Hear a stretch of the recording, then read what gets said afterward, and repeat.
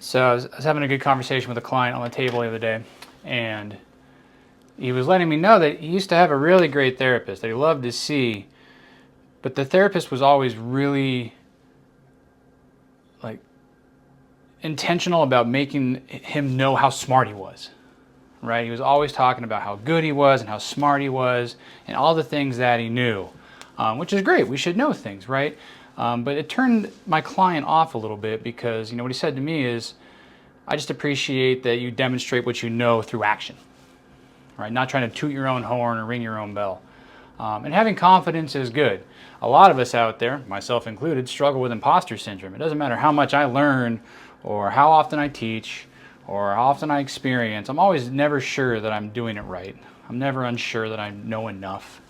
And those are two opposite ends of the spectrum, and it kind of reminded me of the psychological principle of the Dunning-Kruger effect, which is a great thing to be aware of if you know it. And I know there's some research that came out recently that kind of casts some shadows on it, but it's still valid. And the concept being, the less you know, the more you think you know, right? And therefore you are overly confident when you probably shouldn't be.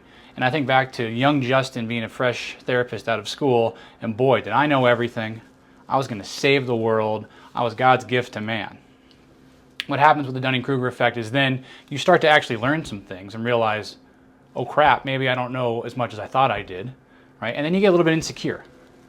There's been some great posts over the years from really influential practitioners, researchers, where they hit this valley of confidence, right? This deep, more lack of confidence, where all of a sudden they said, I thought I was doing all these things, maybe I'm not doing it, I'm a little scared and hopeless. And then as we continue on through our career, we start to realize, okay, no, we do know what we're doing. We're getting better, we're getting less bad at least, and then our confidence begins to return. So, whether you're a practitioner out there, if you're an educator out there, don't waste a whole bunch of time and steam trying to convince people how smart you are. Just do the work. Teach the class. Present what you know in a way that shows it for itself, right? And for those of you who do struggle with imposter syndrome, you're not alone. The more you learn, the more questions you have.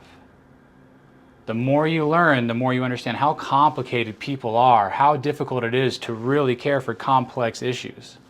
That's normal. And so surround yourself with that community. Surround yourself with that community. So when you do hit those areas where you're not sure if you know what you're doing, you can have someone help affirm or educate you. And if you think you got it all figured out, take a look in the mirror, because you don't. You don't. None of us do. And all we can do is keep working towards better, leaning on each other for support when we need it, and try and demonstrate our knowledge and our care through action, not necessarily by tooting our own horn. So it was an interesting concept. It made me think about things, and it's something for you all to think about going into this new year, right? Let's be really intentional in this new year. Let's work hard to better ourselves. Let's not worry about trying to prove it to anybody through anything else other than the way we act and the way we care for our people. So, Happy New Year.